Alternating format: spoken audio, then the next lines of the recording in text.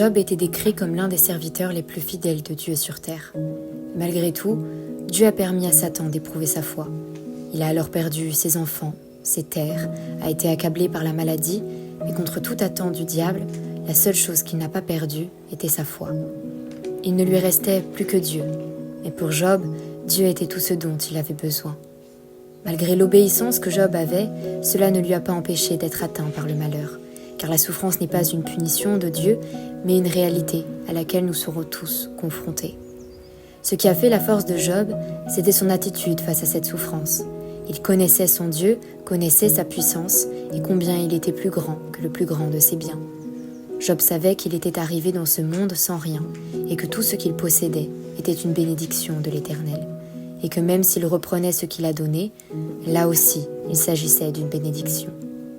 Finalement, Job eut raison de garder sa foi, puisque Dieu a fini par le rétablir et lui donna encore plus que ce qu'il n'avait avant. Suivre Jésus n'est pas un chemin pavé de roses. Il est épineux, dangereux, sanglant, et nous avons l'assurance qu'au bout, tout concourt au bien de ceux qui aiment Dieu.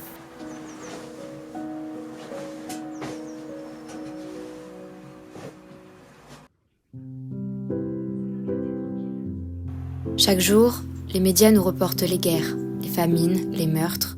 Dans nos familles, nous sommes peut-être concernés par la maladie, le cancer, et plus généralement, nous serons tous un jour confrontés à cette idée que l'on appelle mort. Face à toutes ces énumérations, notre premier réflexe est de pointer Dieu, en lui demandant « Où es-tu ? Tu es un Dieu d'amour et tu laisses faire cela ? Si tu existais, il n'aurait pas tout ça. » Mais combien d'entre nous se tournent réellement vers le vrai responsable ? Dieu n'a jamais souhaité tous ces malheurs. Il nous avait placés dans un beau jardin où seule la paix réside. Mais le diable est entré, l'homme a péché et le mal s'est répandu dans notre nature. La réalité est que nous vivons dans un monde déchu, non pas encore au paradis. Dieu nous a donné le libre arbitre afin d'aimer ou de détester, de faire le bien ou le mal. Après avoir fait l'éloge de tant de malheurs, laissez-moi vous parler d'une bonne nouvelle, Jésus. Bien que nous soyons contraints de vivre dans ce monde, Dieu lui-même a également décidé d'y descendre, pour y mourir et nous sauver. Il a donné son Fils unique, pour que des ténèbres puissent jaillir la lumière, et que la mort ne soit pas une finalité, mais un passage vers l'éternité. Nous aurons à lutter, nous perdrons, nous souffrirons, mais la victoire est déjà gagnée, et nous pouvons choisir la paix.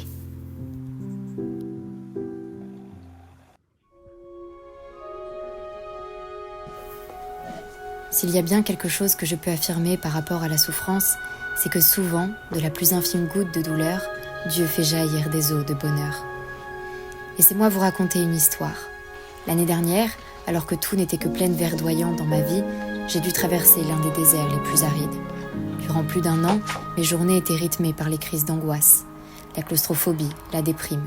Je n'avais plus le goût à rien, je venais de quitter l'école, alors que je n'étais qu'en première et j'ai dû apprendre à me familiariser avec le CNED afin de sauver ma scolarité. Lorsque je pensais à mon avenir, je n'y voyais que le vide. Au pire, je subirais mes crises d'angoisse toute ma vie, au mieux, j'arriverais à vivre avec. J'en voulais terriblement à Dieu de ne pas me guérir. Je voyais défiler ma vie, mes projets devant mes yeux, tout en étant parfaitement incapable de faire quoi que ce soit.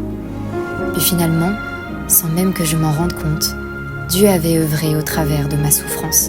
Il s'était frayé un chemin dans la nuit la plus noire et avait déposé en mon cœur de nouveaux espoirs. En quelques mois, de la même façon qu'il avait œuvré avec Job, Dieu m'a rétabli. Il m'a permis d'ouvrir une boutique d'illustration qui par sa grâce fonctionne à merveille. Il s'est servi de ma souffrance pour aider à mon tour ceux qui ont besoin d'aide. Il me donne des projets à profusion et je n'ai jamais autant aimé l'école à la maison. Alors, si je devais revenir en arrière, revivre toutes ces secondes d'angoisse, je le ferais sans hésiter. Car je sais aujourd'hui que si le Dieu de l'impossible se trouve à mes côtés, alors je peux y aller, les yeux fermés. Je crois que Dieu aime former de ses mains ce qui au début était informe.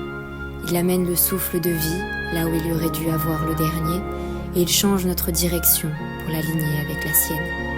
Nos plans à nous ne sont pas toujours ceux du Seigneur, et parfois, nous devons apprendre à lui faire confiance. J'aurais pu ne jamais guérir de mes crises d'angoisse, et cela n'aurait pas voulu dire que Dieu m'avait abandonné, mais que vivre cette souffrance aurait été plus bénéfique que la guérison. Cela peut paraître de la folie, mais nous devons comprendre qu'il ne s'agit pas de notre vie, mais de la sienne. Le jour où nous avons accepté de participer à la gloire du Christ, nous avons aussi accepté de participer à sa souffrance. Un grand nombre de chrétiens sont persécutés, meurent d'un cancer ou prématurément, car au travers de leur souffrance, ils sont des témoignages vivants, que leur foi brave toutes circonstances et qu'ils continuent d'aimer Dieu, malgré que tout leur dit d'arrêter.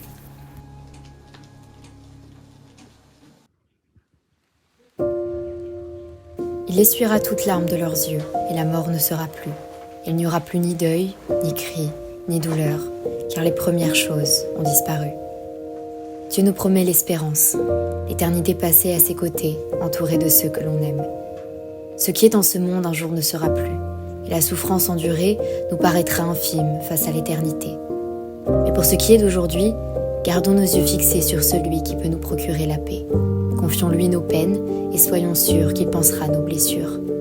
Nous n'avons pas adopté des discours pessimistes à rendre les armes et à laisser la souffrance gagner du terrain. Soyons cette bougie qui apporte de la lueur dans les recoins les plus sombres. Soyons ce que plus personne n'espère, devenons l'espoir et témoins de l'amour du Christ, alors qu'un jour nous pensions nous aussi que ce Dieu ne pouvait exister pour rien empêcher.